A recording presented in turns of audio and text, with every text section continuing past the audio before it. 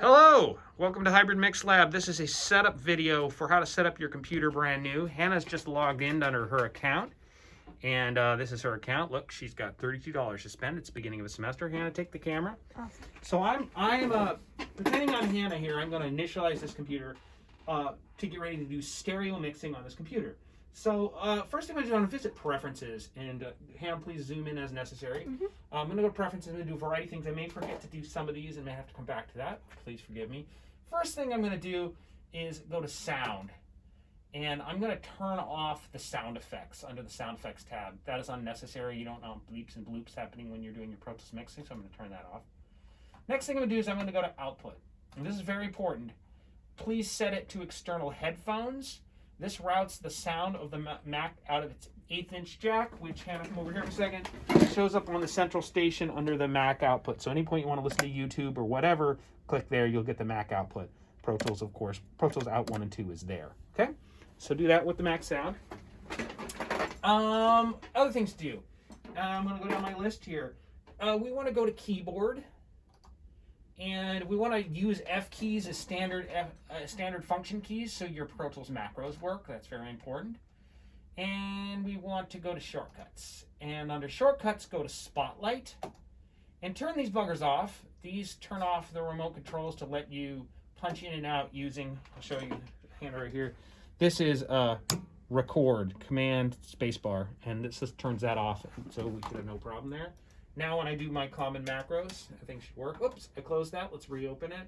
I'm opening up system preferences again. Is there anything else I need to do before I think we're good for now. Okay.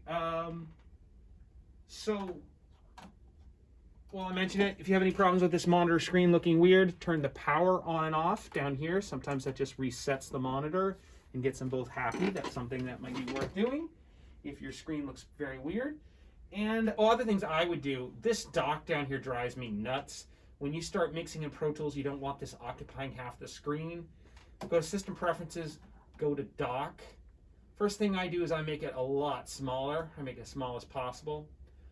Some people like this, some people don't. I make it get larger when I get down there. You may like that, so some people, I put it on my left side at home, out of my way, because this is much more out of the way for Pro Tools, because I tend to not use the left side of the screen in Pro Tools. And the other thing to do is I automatically hide and show it, so it only shows up when I want it. That's something I do. Okay, let's boot Pro Tools. So going over here, find my Pro Tools. I think I would do for my user too, as well as I would grab things I'm never going to use, like reminders, and put it to the trash can. That does not delete it. It just makes this dock look smaller. If you're going to be working in here all semester, you may want to clear that out. That's your gig. Pro Tools isn't there. You may want to drag Pro Tools into here so it's there available for you. So I'm going to open up Macintosh hard drive. I'm going to go to my applications, and I'm going to find Avid. And I guess Avid, it's not under Avid. Is it under Pro Tools now? They've moved this again and again a bunch of times. Pro Tools, there it is. So I'm going to grab that. I'm going to drop that in the dock, so that's there. And we're going to boot Pro Tools and see what happens. Making a video like this is kind of ridiculous because it's going to be out of date in 10 minutes. So this will probably change before the semester starts. Things like this always change. Okay, this one. Definitely okay the audio input for okay use of the microphone. If you don't, Pro Tools won't work at all. So click OK on that. And allow. Okay. Don't allow. If you don't, you're going to have to dive deeper into the preferences and undo what you did. So definitely click OK. Maybe we should figure out what would happen if you didn't hit it. I think you go to, if you were to hit don't allow,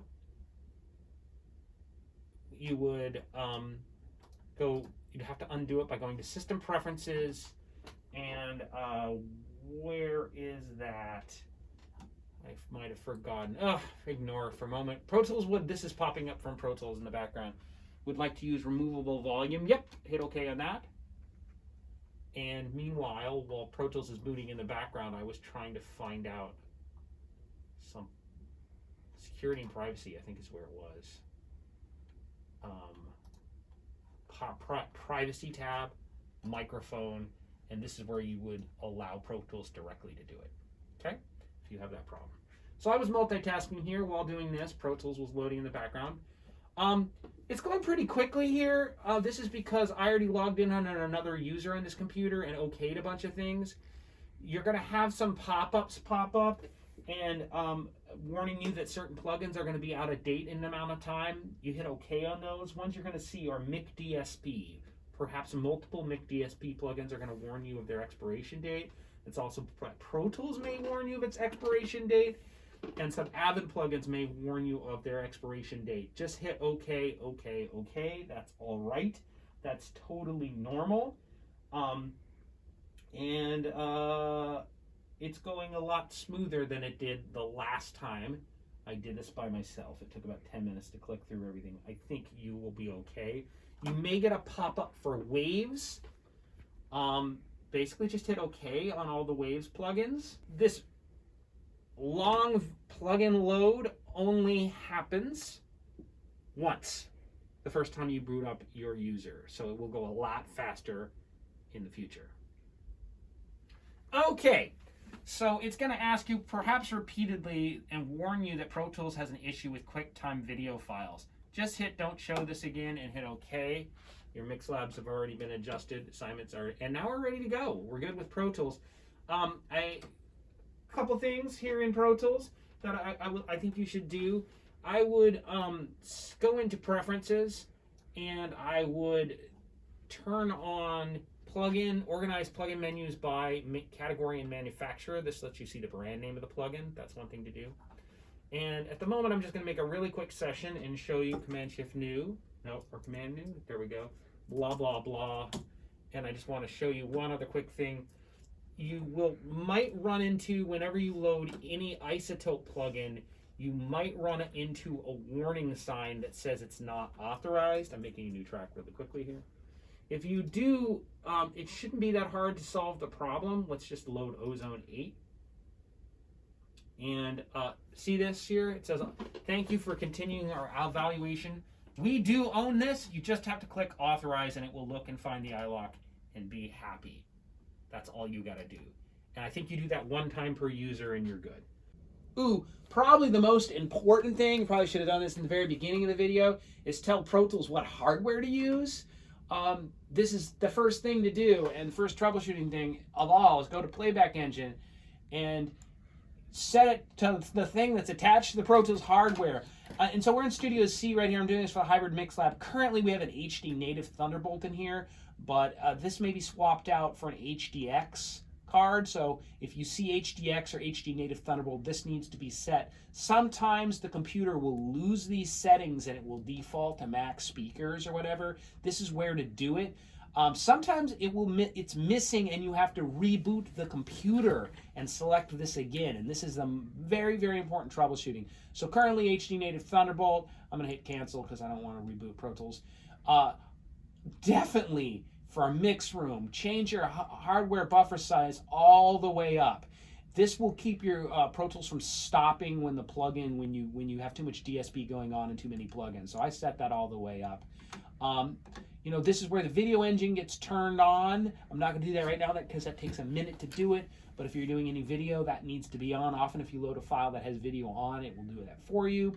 And Playback Cache, you don't really have to mess with this, but this computer has 32 gigs of RAM. We can set this to a much higher amount of RAM. What this will do is load your entire session into RAM, which will make your session faster. So that's kind of cool. Optional, but that and that are not optional. You got to learn that. Anyway, and I'm hitting OK. It might take a moment here. Hopefully it doesn't wig out. And did I forget anything else? Other crucial things that you need to have for mixing. Make sure delay compensation is on. Otherwise, your plugins will all be very phasey and make things sound horrible. To see delay compensation, make sure you're looking at it. It's down here. I'm clicking down there. This shows me, puts what's in the mix window, and now I can see the delay compensation settings.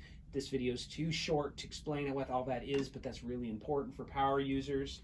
And there's some other stuff here and there. I'm a big fan of Edit Tool Keyboard Lock. This means when I'm moving through my F keys, let's see if I can demonstrate this. I'm going to click my F keys here, and and move through my tools there. If I'm moving really fast, it's changing through different versions of these tools, and I don't like that. I want to lock it on just the time one, so that keyboard command will lock that. That's just a useful thing. I wouldn't put that on unless you know what it does, though. All right, excellent. Have a fabulous day.